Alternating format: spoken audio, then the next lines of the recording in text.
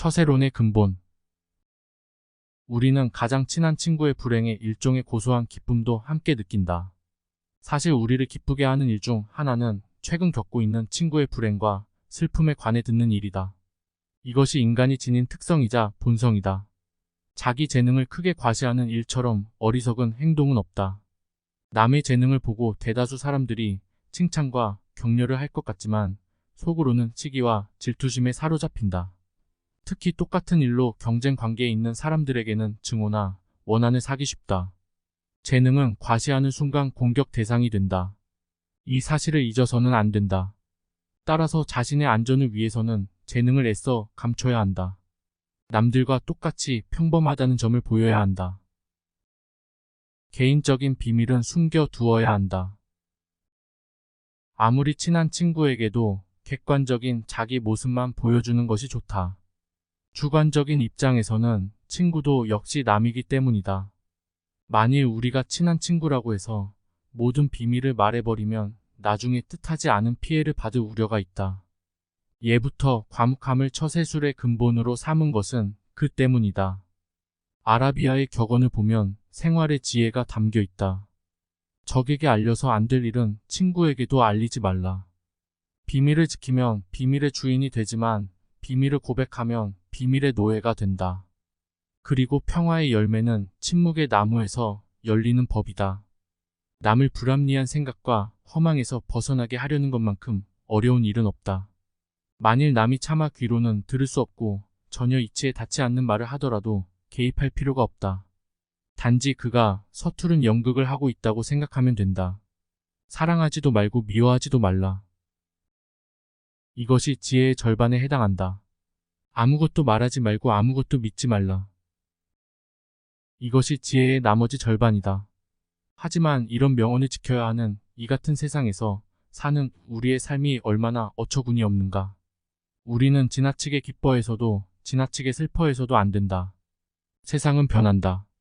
때문에 기쁨이 슬픔이 되기도 하고 슬픔이 뜻밖의 기쁨으로 바뀔 수 있다.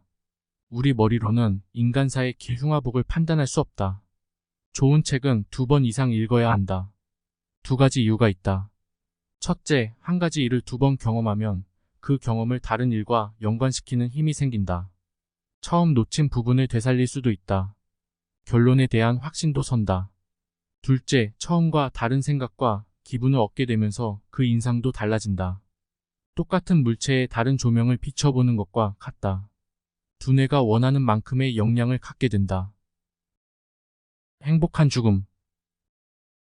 내가 인간의 삶을 하나의 착각으로 보는 이유는 모든 존재가 끝내는 파멸하기 때문이다. 결국은 무로 돌아가는 존재가 왜 그토록 살려는 강한 의지를 보이는지 정말 불가사의한 일이다. 우리의 삶은 끝내 죽음을 통해 원래 상태로 돌아간다. 위대한 생명이 한낱 죽음으로 끝나고 말다니. 참으로 허망하다. 그런 뜻에서 보면 삶은 별 의미가 없고 인간은 불쌍한 존재에 불과하다. 하지만 불쌍할 이유도 없다. 우리는 본래 없던 존재가 아닌가. 잠시 존재하다가 다시 없는 상태로 돌아간다. 때문에 사실상 잃는 게 없다. 생각해보라. 우리가 죽음으로 무엇을 잃는단 말인가. 죽음은 잃는 게 아니라 본래대로 되돌려지는 것이다. 우리는 손해볼 게 없다. 빈손으로 태어났다가 빈손으로 가는데 무슨 손해를 본단 말인가. 호라시시스가 말한 바와 같이 어떤 일에도 경탄하지 않는 경지는 늙어서야 도달할 수 있나 보다. 세상이 공허하다는 사실, 세상의 아름다움도 허망하다는 확신이 들어야 참된 세계의 의미를 깨닫게 된다. 톡과 같은 명예요.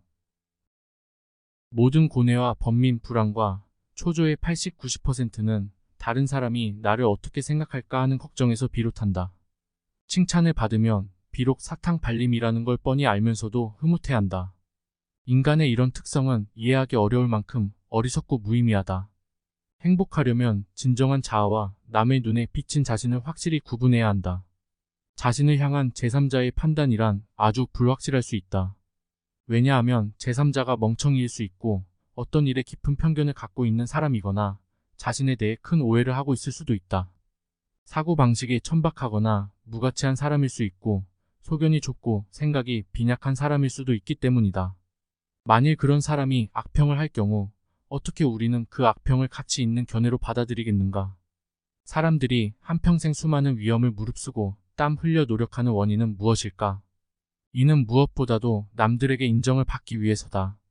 남에게 인정받지 않으려면 왜 그토록 힘들고 고단한 삶을 살겠는가? 남의 평가를 중요하게 여기는 습관이 굳어지면 굳어질수록 삶은 그만큼 해롭고 불리해진다.